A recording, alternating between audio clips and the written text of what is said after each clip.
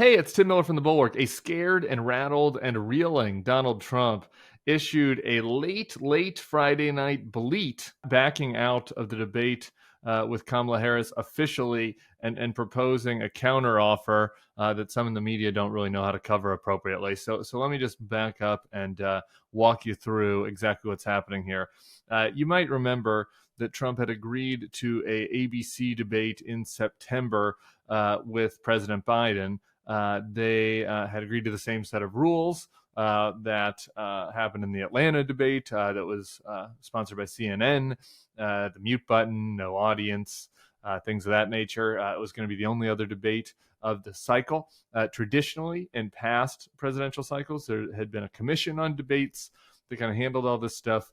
But both sides broke the agreement with the commission on the Biden side, just based on not trusting that they could handle the unique challenge of dealing with somebody like Donald Trump, who doesn't abide by any norms or rules, and on the Donald Trump side, just because he likes to throw temper tantrums. So they had agreed to a bilateral, I guess, debate agreement between the two campaigns.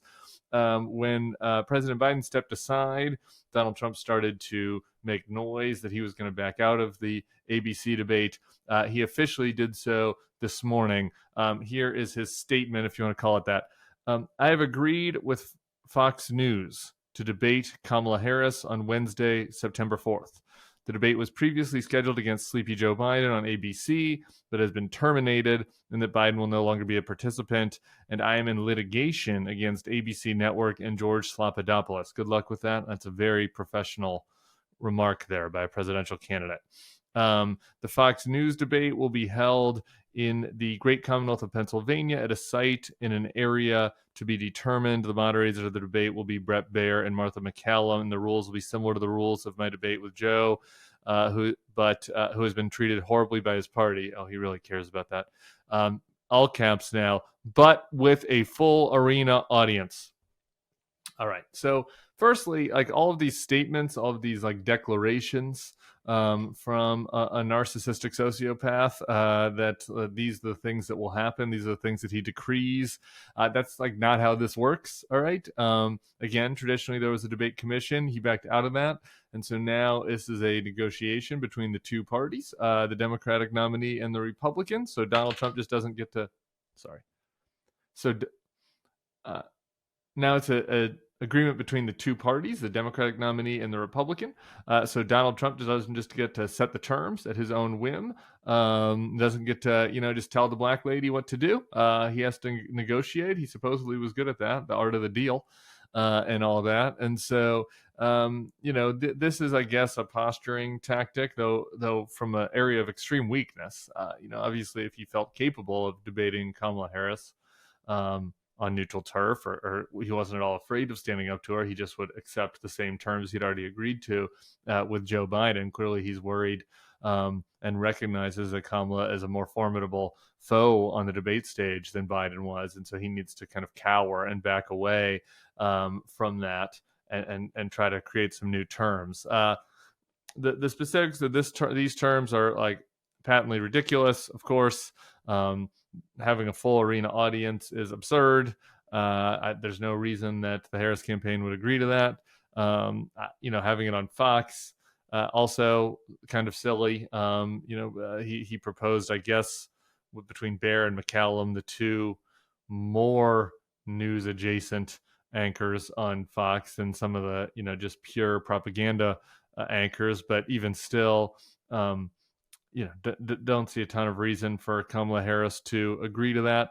And frankly, I think Kamala Harris has the cards here. I don't know that Donald Trump wants to be seen as somebody who's too afraid, little scaredy Donnie's too afraid to debate her.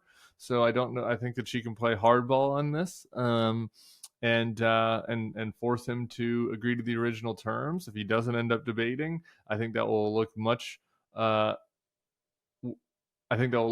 worse for him than it does for her.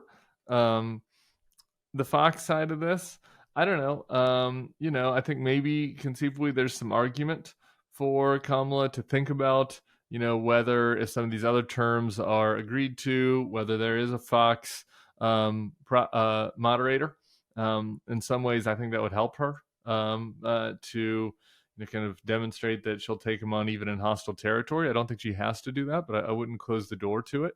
Depending on what the other terms are, having a full arena is obviously ridiculous. Though I guess I will say that if Kamala Harris and Donald Trump want to have a debate moderated by the Bulwark in a full arena on, I don't know, maybe a college campus in Madison, I'd be happy to do that.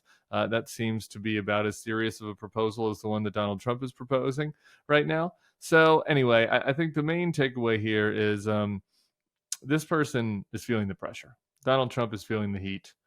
This is not strength. Okay, this is panic.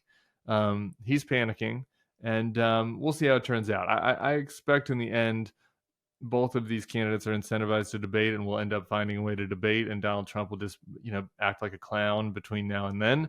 But I don't think it's 100% chance, and I think that he's clearly worried about dealing with a prosecutor head to head.